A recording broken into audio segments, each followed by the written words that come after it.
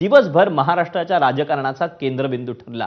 महाविकास आघाडीतील संवाद, समन्वय आणि सामूहिक भूमिका यावर पुन्हा एकदा प्रश्नचिन्ह उपस्थित झालं। अखेर स्पष्टीकरण आलेली असली तरी डिलिमिटेशन आणि महिला आरक्षणाच्या मुद्द्यावर महाविकास आघाडीची अधिकृत एकमुखी भूमिका नेमकी काय असेल याकडे आता राज्यासह देशाचं लक्ष लागलंय।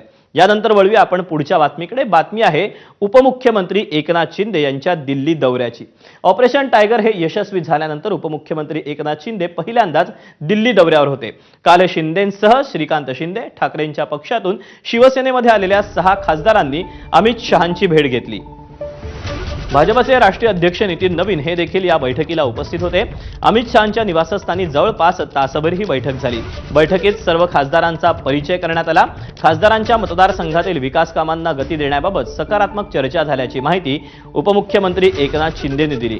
केंद्राच्या अखत्यारीत येणारे विविध प्रकल्प, आवश्यक निधी आणि पायाभूत सुविधांच्या विकासाला गती मिळावी अशी मागणी यावेळी खासदारांच्या वतीनं अमित शहांकडे करण्यात आली।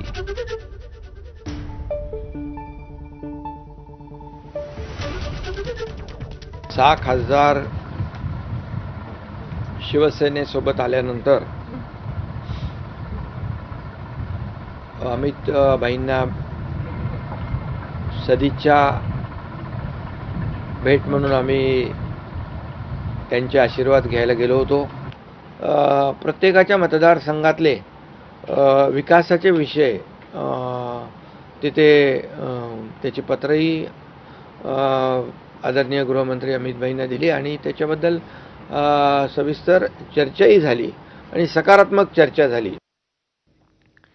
दरम्यान एकनाथ शिंदेंच्या दिल्ली दौऱ्यावर ठाकरेंच्या शिवसेनेचे खासदार संजय राऊत यांनी टीका केली होती। त्याला एकनाथ शिंदेंनी प्रत्युत्तर दिलं। पाहूया।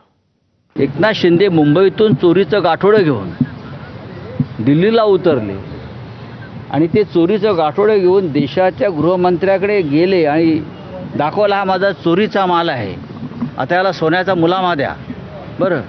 आणि गृहमंत्री त्याला जर मान्यता देत असते त्या देशाच्या कायद्याविषयी मला चिंता वाटते।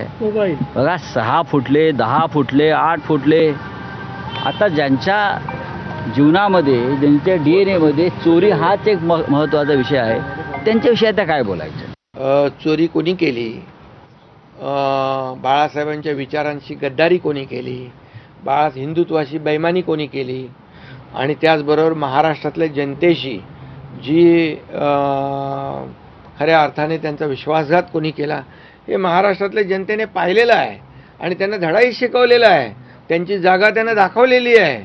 आम्ही बघा त्यांच्यासारखी भाषा करणार नाही, ते तुडवायची भाषा करतात, आम्ही वाढवायची भाषा करतो आणि मला वाटतं ते कुणाचं काम करतायत हा आत्मसंशोधनाचा विषय आहे, पण जे ते करतायत ते चांगलं करतायत।